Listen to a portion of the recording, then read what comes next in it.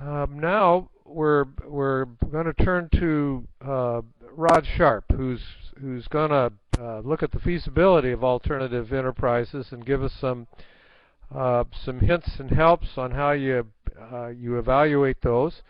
And Rod is an agriculture and business management economist at Colorado State University Extension, Department of Agriculture and Resource Economics, and I believe is located in the Grand Junction area of Colorado. And he's responsible for educational efforts on the issues of farm management and risk management, business and enterprise analysis, and the feasibility analysis of alternative enterprises. And I've worked with Rod for several years now. He also happens to serve as a member of our advisory council on the Western Center for Risk Management Education, and does excellent work and has been recognized for that throughout his career. He was raised on a cattle and sheep ranch in northeastern Colorado, so he has firsthand experience in agriculture. So, Rod, without further ado, the floor is yours. Okay, thank you, John. Good morning, everyone. I'd like to thank John and the rest of his team for allowing me to be a part of this effort.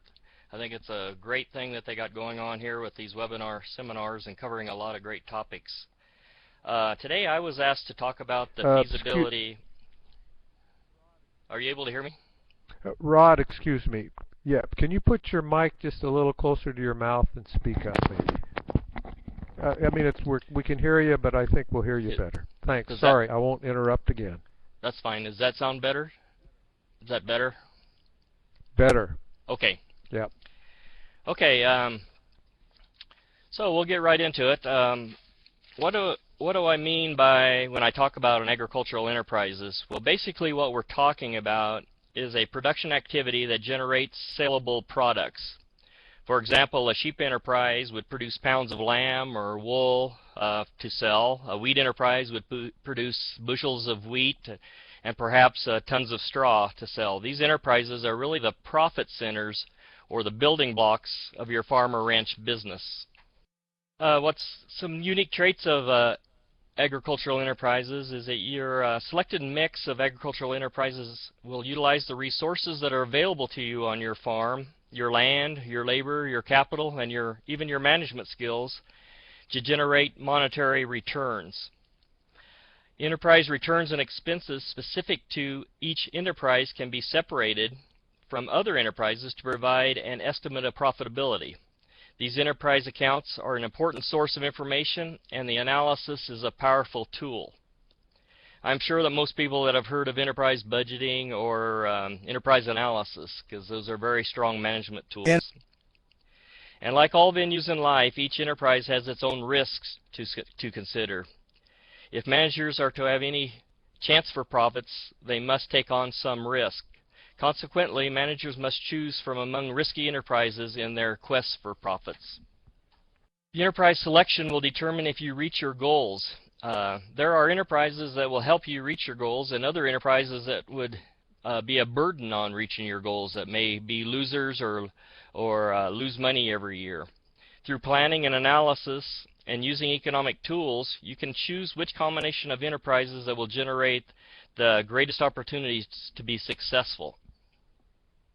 So now what do I mean when I talk about an alternative enterprise?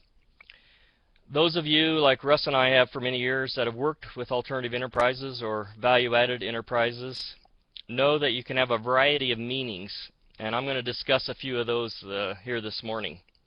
But basically it means doing something a little bit different than you traditionally do or have done in the past. For example, it can mean raising or producing different or alternative livestock and crop enterprises. Raising and selling elk would be an alternative livestock enterprise for a traditional beef cow-calf producer, for example. Or growing and selling a new seed crop would be an alternative crop enterprise for a farmer that traditionally grows corn and alfalfa hay. Here is a list here that I prepared that is a small sample of potential alternative enterprises for crop and livestock enterprises. I think it's important to remember that a new and alternative crop for one producer may be a traditional or common crop for another. Agritourism is a growing industry in the United States and presents a number of opportunities for agricultural producers. In general, agritourism is a practice of attracting travelers or visitors to an area or areas used primarily for agricultural purposes. This slide presents a list of some ideas for agritourism opportunities which could be implemented. They range from seasonal to year-round activities. These enterprises are highly consumer-focused and may offer additional options for diversification and adding stability to farm incomes. Opportunities in agritourism is really limitless. And Russ talked a lot about this, but alternative production systems is also a form of alternative enterprises. Non-conventional cropping systems, including organic, natural, and low input. It also focuses on new uses for traditional crops, such as value-added processing, and crops grown for industrial use purposes. These alternative systems typically are developed to fill a niche market. There are a variety of alternative marketing strategies used in agriculture. These marketing strategies can turn price takers into price makers, but the added time, labor, and resources needed to perform these added functions should not be underestimated.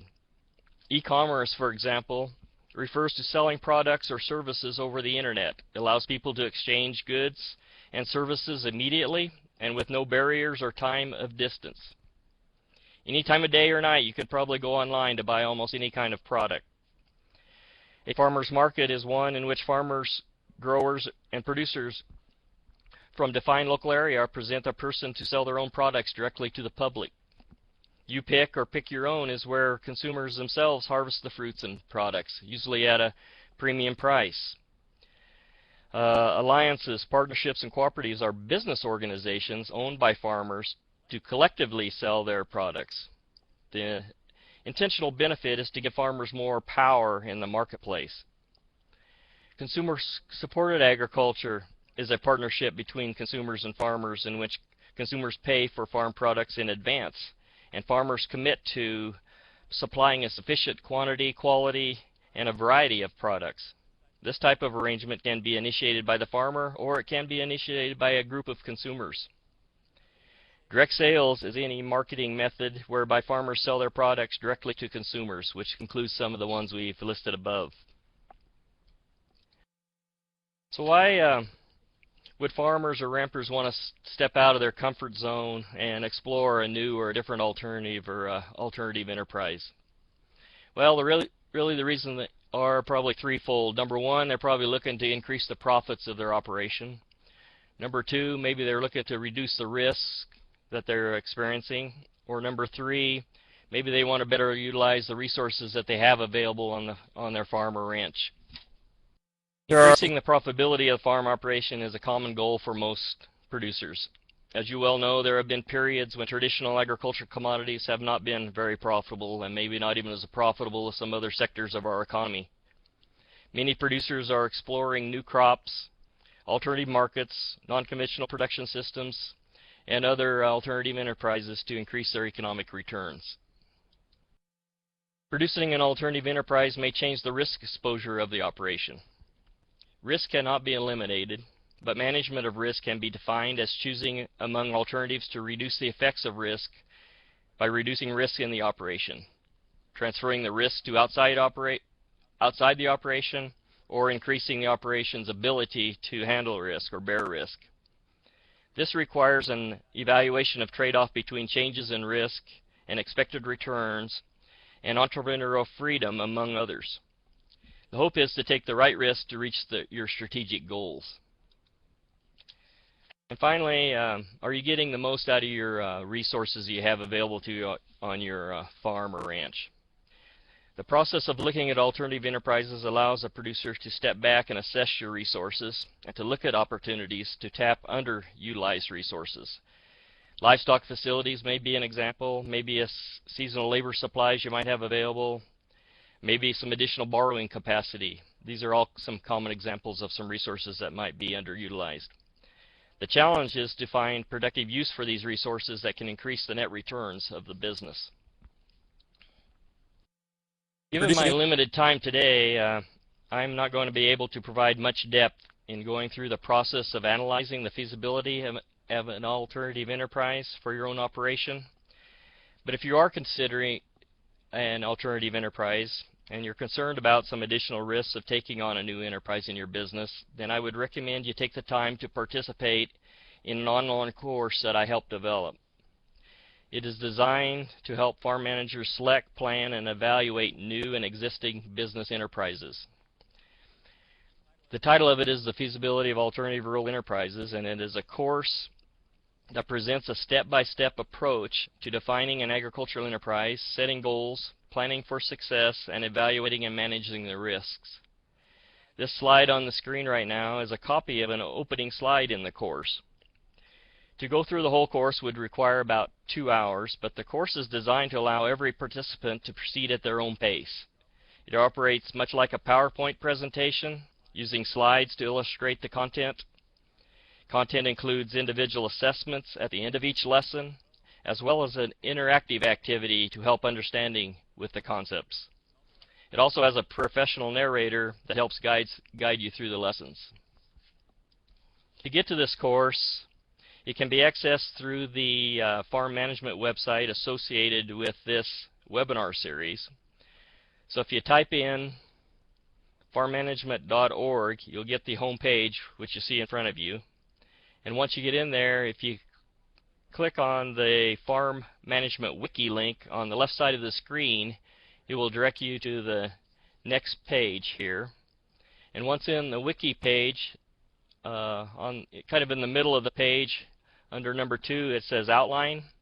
If you click on that, and then followed by Online Courses on the next page, then you'll get a list of online courses, of which the Feasibility of Alternative Rural Enterprise is listed here.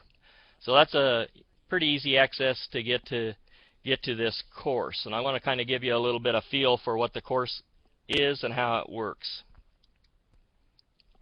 The first part of the course works through a process to determine the level of interest those involved in the decision process have in an alternative enterprise. Without interest and commitment from the entire management team, the success will be greatly reduced. In this section, a variety of alternative enterprises are discussed, and using a checklist approach, each participant's level of interest is determined. This slide is an example of the checklist to rate their interest in growing some alternative crop enterprises. All enterprises identified by the group with a strong interest to pursue further then moves to the next step. In this step, the enterprise is run through a quick SWOT analysis. Strengths and weaknesses are internal factors. For instance, a strength could be that your son has special marketing expertise that we could take advantage of, or maybe the location of your business. Russ talked about the location of their apple business as a strength. A weakness could be maybe your goods or services aren't quite as good a quality as some others around. Or maybe you have a damaged reputation for some reason. Those could be some internal weaknesses. And opportunities and threats are external factors, and an opportunity could be a new international market that's being developed for your product. Or maybe it's a market that's been vacated locally by some other competitor.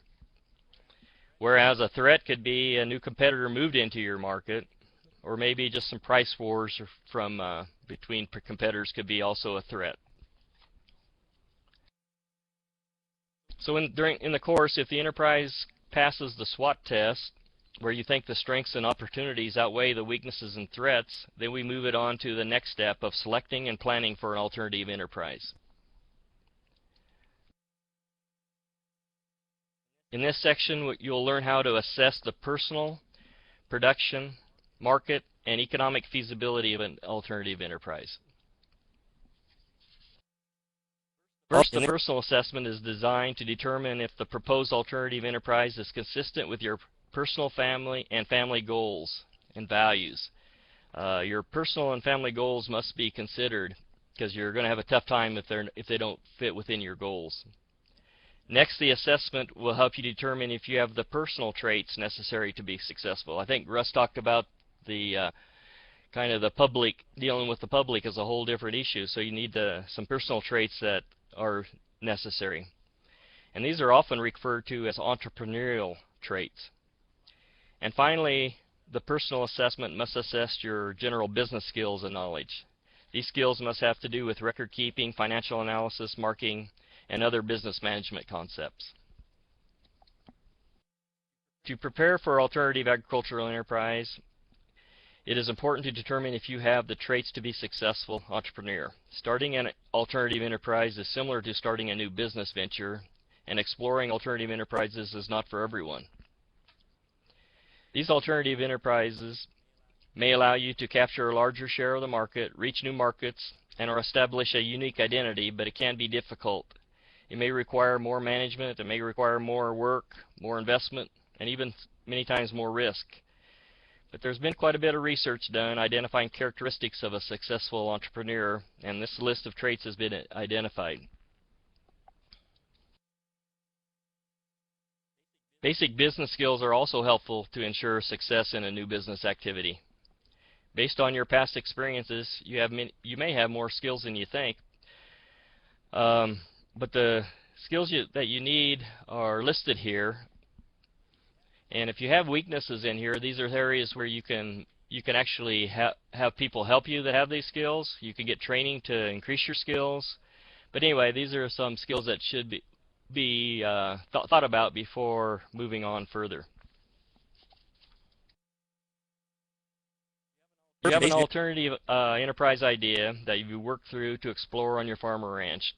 During the production assessment, you may find that there are resource or production requirements that present major challenges to produce that enterprise. Or the production risk could prevent you from reaching your financial goals. This section, the production assessment section, helps you identify the physical resources, production requirements, and potential production risk associated with your selected enterprise. Under the market assessment, we look at help you review your potential market to determine if there are enough products and services can be sold to meet your financial goals. The first objective of the market assessment is to identify your customers. Russ talked a little bit about this as well. Your targeted customers are often defined by age, gender, occupation. Could be defined by education, maybe address. Anyway, a lot of different demographic and customer profiles can go into your customer.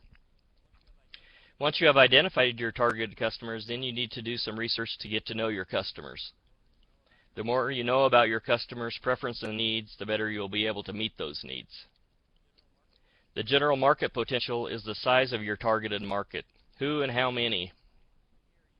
From here, you can determine what product characteristics are important and the number and strength of your competitors.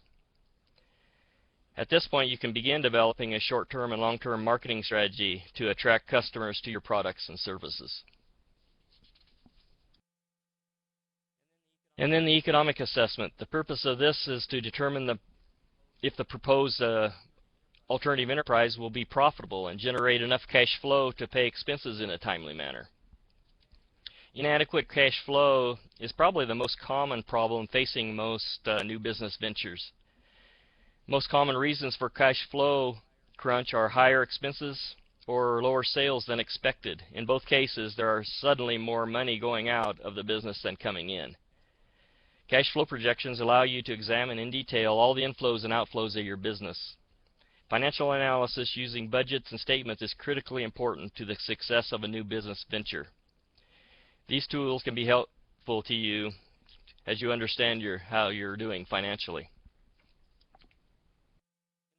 In the course, we spend quite a bit of time on competitive advantage, and usually it comes in three types, and Russ also alluded to these as well.